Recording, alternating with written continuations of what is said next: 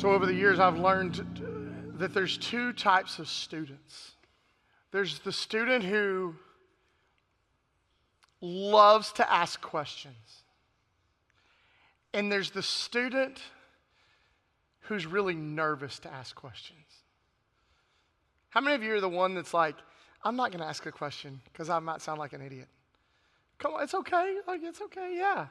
It's not like you're sitting there going, like you want to learn, but it just makes you nervous to ask questions. And somewhere along the way, if we kind of trace your family history, it's because if you ask the question, somebody was like, seriously? Why'd you ask that question? So you're like, oh, I'm not going to ask any questions ever again. But then you've got the student who's like, they ask every question. And if you're this student over here, you're looking at this student going, seriously? We're going to ask that question again, right? And so like there's this give and take. So for most of my like academic career, if you will, even if it was that, I'm this guy. Like I'm not asking questions, just like, nope, not doing it. Mainly because if I ever asked my older brother or my dad a question, they were like, how do you not know that? Because I'm young, I don't know. And my brother and dad are probably watching going, we didn't do that. Yes, you did. So I'm this guy, right? And so I oftentimes sat in class looking at that person going, you just prolonged the class by 30 minutes. But over the years, I've learned that it's good to ask questions. And so what I've tried to do with my kids is like, hey, ask questions if you don't know. Ask questions. And my kids are inquisitive. And sometimes I find myself being this person over here going, you're asking this question again? Right? But there's two people that you either don't ask questions or you do ask questions.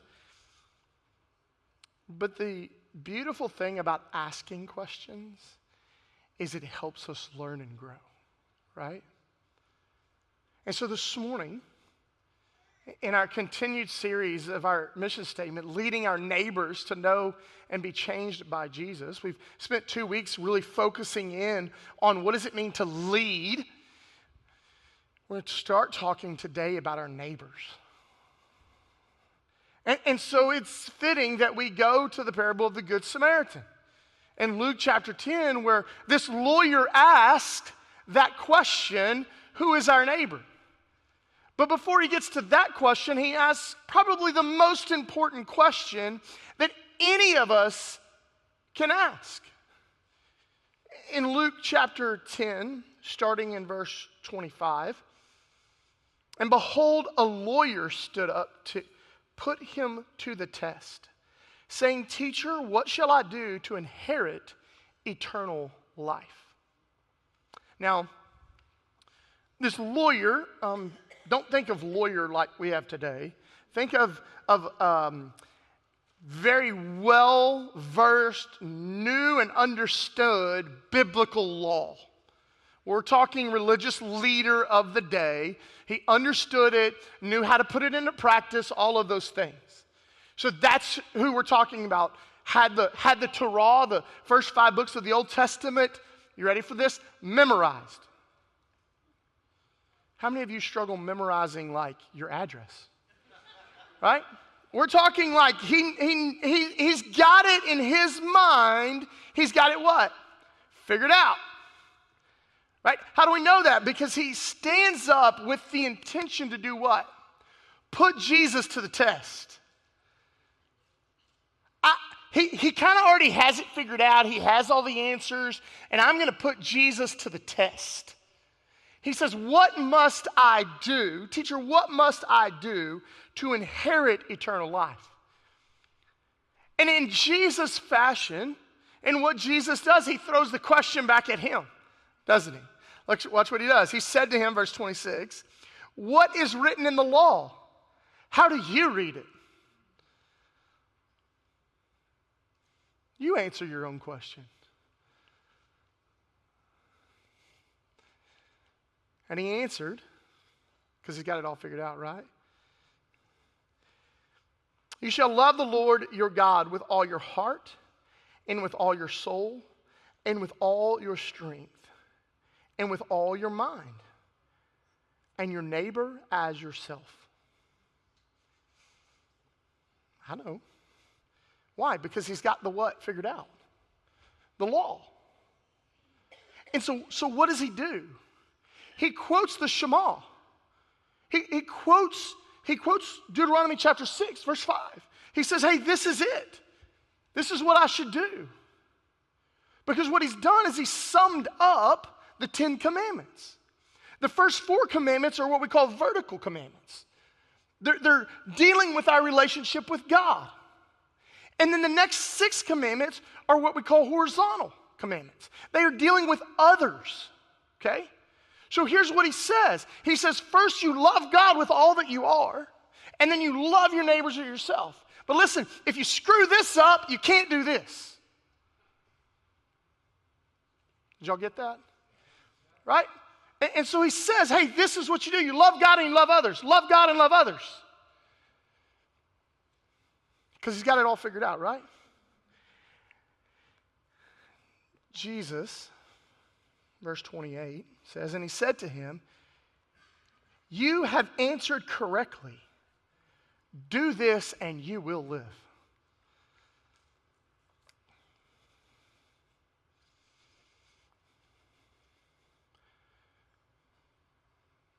He's got it all figured out, doesn't he? Who does that correctly? Right? None of us are raising our hand to that. But watch what happens, verse 29. But he, desiring to justify himself, I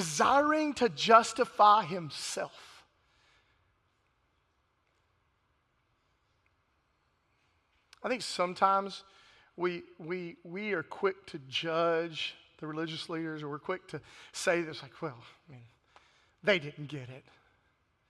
How many of us make decisions to justify ourselves? Right? How many of us say, well, I wasn't trying to do that, but here's what How many of you make excuses?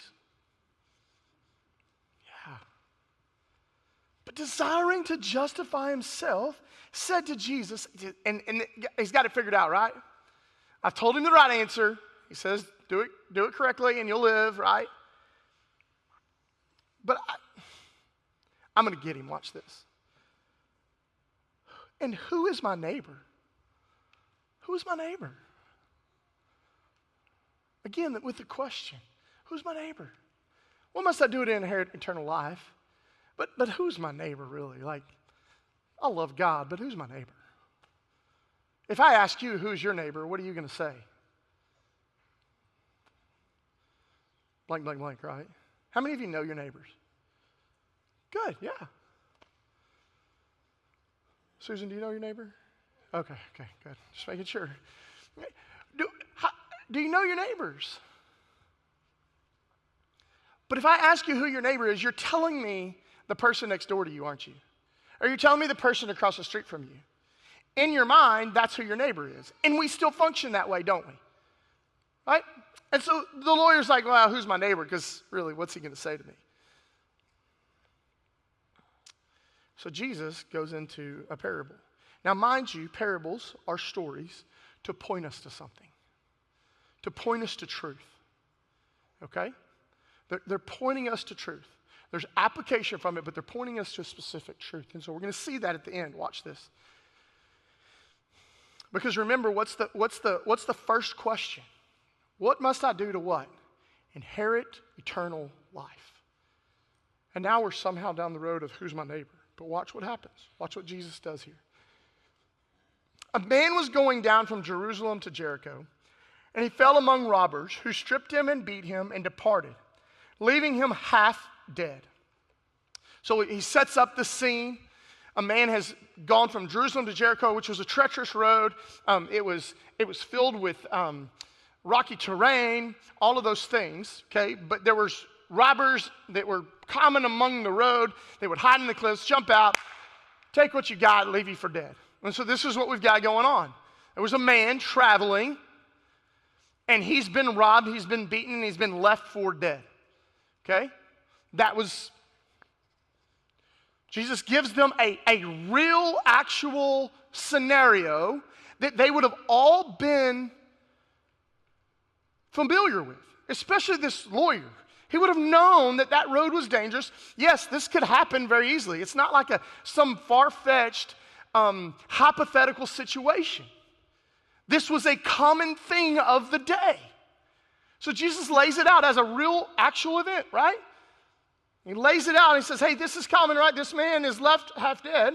Verse 31, now by chance a priest was going down that road, and when he saw him, he passed by on the other side. So the priest is going from Jerusalem to Jericho. He sees this man that's left for dead. He sees him, he's like, no thanks. I'm going to go over here. And we're quick to judge the priest and go, yeah, he was the priest, seriously. But listen, there was this tension of the day between the common people and the priests, and kind of where they felt, and there was a judgment. So there was I expect that of the priest. Like, he didn't really get us anyway. But before we're quick to jump in and say, seriously, priest, come on. Of all people, you should get it. He's coming up from Jerusalem. Most likely, he has been through the rites of purification. And this man appears to be dead. He sees him.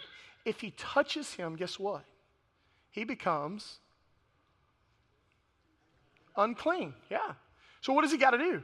Go back to Jerusalem, go through the system process all over again, right? So what is he doing? He's avoiding that. Because if I touch him and he's dead, what can I do for him? But now I'm unclean and I got to go back. So he's following the law. Again, but what is he missing?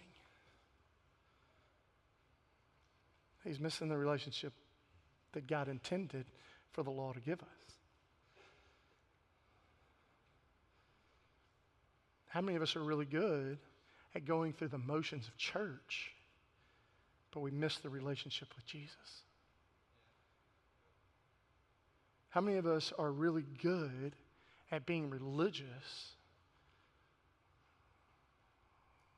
on Sundays, but we miss it Monday through Saturday?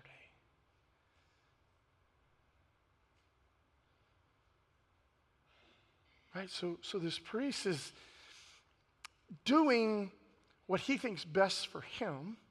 And my fear is sometimes we're a lot like that priest. But then we got another guy. We got a second character. So likewise, a Levite, when he came to the place where and saw him, passed by on the other side. So what's a Levite? A Levite had duties within the temple. Wasn't a priest, but had duties within the temple. And again, very similar to the priest, was most likely protecting himself because he had gone to Jerusalem, he had spent money there, he had done the things to be pure, and if he touches this dead body, man, he's unclean, got to go back. I'm going to avoid that at all costs, right? It gets in the way of my time, it gets in the way of what I have to do, it gets in the way of all of these things, right? And so we've got this priest and Levite who walk by on the other side. To which this lawyer's probably thinking to himself, they probably did the right thing.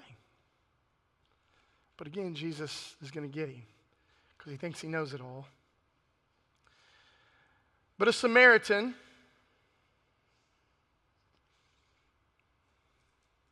I can hear the gasp from the lawyer when Jesus says these words. Just right there. But a Samaritan. What?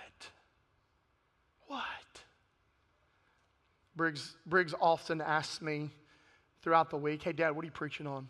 Hey, Dad, what are you preaching on? And I've tried to get in the habit of telling him and explaining the text to him because if I can explain it to my fifth grader, I would hope that I could explain it to you. And so I try really hard just to explain it out to him. And so we had this really good conversation this week, and he said, so Dad, can you explain what a Samaritan is to me so I can understand it? I said, well, it's somebody that's half Jew, half Gentile. He's like, okay, well, I don't know what that means. I said, okay, well, he's like, Dad, is a Gentile like me? I'm like, yes, son, you are full Gentile. And so he's like, well, explain it to me. So I'm going to explain that to you, okay? So here's what's happened, okay? You have the Jewish community, and they are God's chosen people. Anybody outside of the Jewish community, ethnically, is a Gentile. Anybody outside of the Jewish community is a Gentile. Along the way, Jews, we know this, because God told them not to, and what did they do? They went out, got wives from other countries, other ethnicities, had children with them.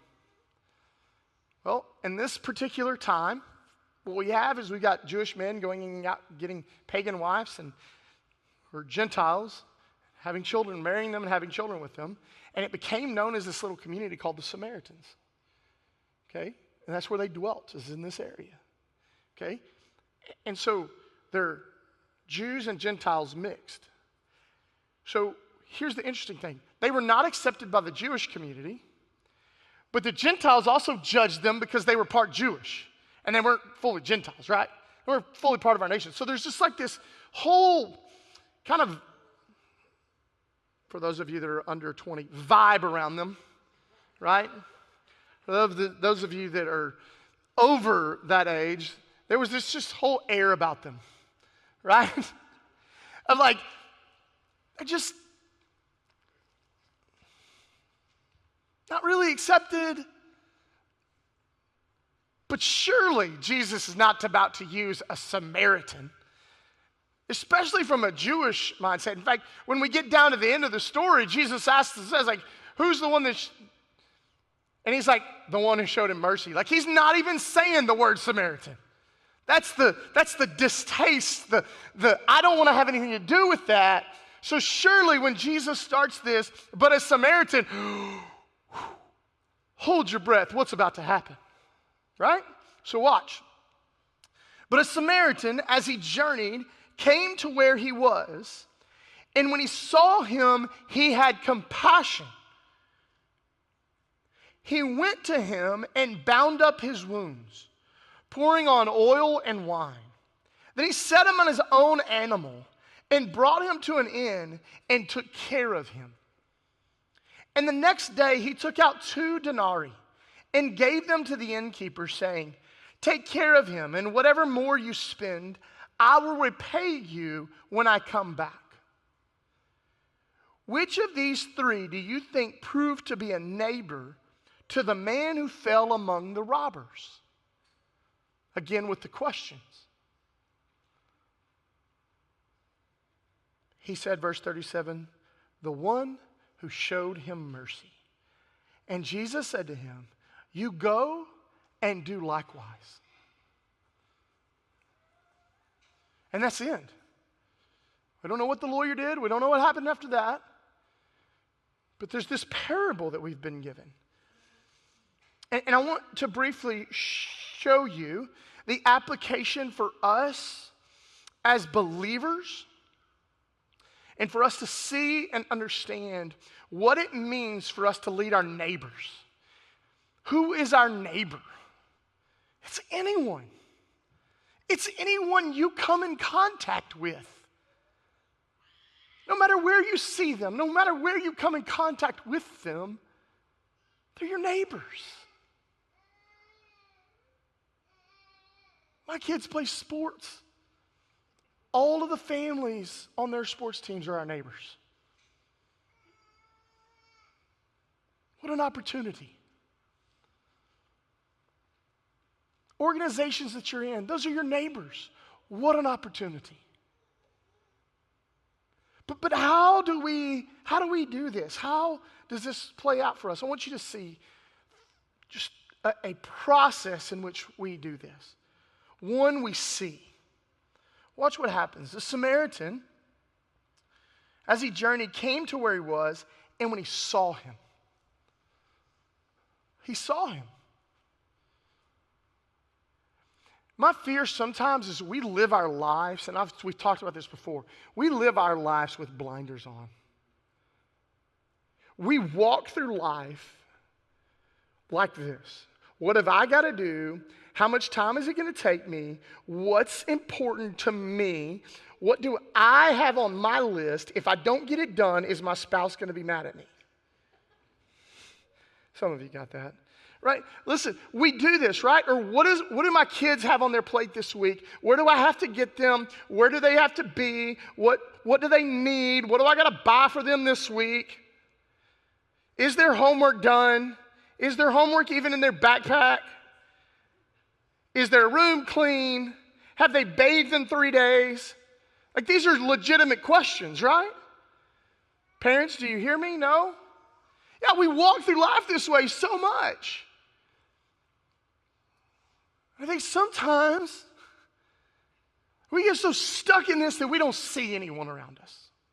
We don't see the neighbor even next door. We definitely don't see the neighbor that we're checking out at Walmart because my kid needs a pack of pencils and I'm just trying to get in and get out. Logan and I were laughing this week. She literally drove across town to the neighborhood Walmart because it was easier to get in and out. I was like, the other one's like 5 minutes down the road. She's like, yeah, but it takes forever to get in there, get what I need, and then come out. I'm like, the parking lot's not that much bigger. But isn't that how we operate life so much? How many of you are busy?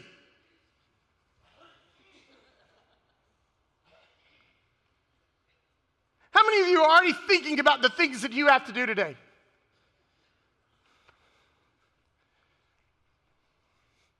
So seeing our neighbor sometimes is the first obstacle. Just seeing our neighbor. Just looking up. What do they need? How can I step into that need? Right? Just look up. Take the blinders off and say, I see you. But watch what else he does. Not only sees, he had compassion. We feel. Man, I hurt this week, and I know many of you did, as news tickers came across of Charlie Kirk being assassinated, and it hurts. It's hard, isn't it?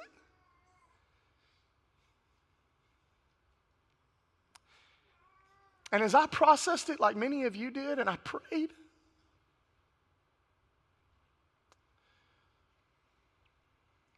I couldn't help but think, why does it take something like this for us to hurt? Why does it take something like this for us to feel and have compassion on people?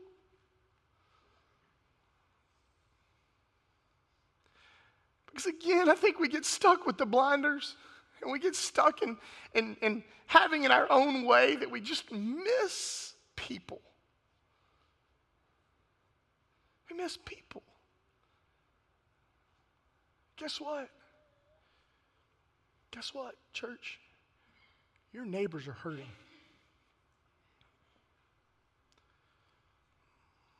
The waitress or the waiter that you have at lunch today will be walking through something. They're hurting. You have an opportunity. See them.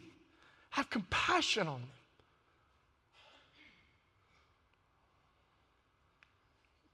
But he does a third thing. Listen, watch what he does. He went to him and he bound up his wounds, pouring on oil and wine. Then he set him on his own animal and brought him to an inn and took care of him. And the next day he took out 2 denarii and gave them to the innkeeper, saying, take care of him, and whatever more you spend, I will repay you when I come back. Which of these 3 do you think was a neighbor to this man who fell among the robbers? The third thing is we serve. And he didn't just look up and see him and like, man, I feel sorry for that dude, and take off. But he served him. He loved him. Didn't he? He bandages him up. He takes care of him. He puts him on his own donkey, takes him in, puts him in an inn and pays for 24 days for him to stay there, and tells the innkeeper, hey, whatever else you spend, I will cover the cost. I will pay for him to be whole again. That's what he does. He serves. My biggest fear sometimes within the church is that we love the idea of loving people, but we don't ever actually do it. Oh yeah, we love people, but how are you loving people? What are you doing? What are you putting into action to love other people? Because guess what? Loving other people, just like we said last week, is messy. Lives are messy. Anybody else have a messy life? Yeah. Has your life gone the way you thought it would go? That's a resounding no. Right? Ain't nobody in here that can say, my life has gone exactly how I thought it would go. Life is messy. Are you stepping into that, into your neighbor's life, into someone's life, and say, hey, let me walk with you? I know this is hard, and I know that it's messy, but I would love to walk alongside you. Just pray with you, encourage you.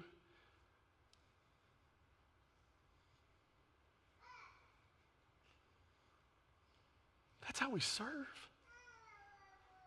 So we see this Samaritan doing these things. So we as believers step into that. We see people, we have compassion for people, and we serve people. That's what we're called to do as believers. That's how we lead our neighbors to know and be changed by Jesus. But listen, why do we do that? Because Jesus told us to? Yes, that is right. Jesus is this answer. But watch. I told you every parable points to a truth. This parable is pointing us to the gospel. Because remember, what's the first question asked? What must I do to inherit eternal life? Because here's the reality. Jesus lays out this parable, pointing this lawyer to what he's about to do. He's going to see us in our brokenness, in our shame, and in all the things that sin has robbed us of, left for dead. And he's going to pay the price for us to be whole again. He's not only saying to the lawyer, go and do this, he's saying, I am the one in this fulfillment of this parable. I am going to do for you what the Samaritan did for the man. I'm going to take care of it all, and I'm going to make you whole. What a beautiful picture of the gospel. That Jesus comes. He bandages us up. He makes us whole. He paid the price for you and I when he died on the cross and 3 days later rose from the dead. That's why you and I, as believers who have put our faith and trust in him, are called to lead our neighbors to know and be changed by him, because we know him and he's changed us.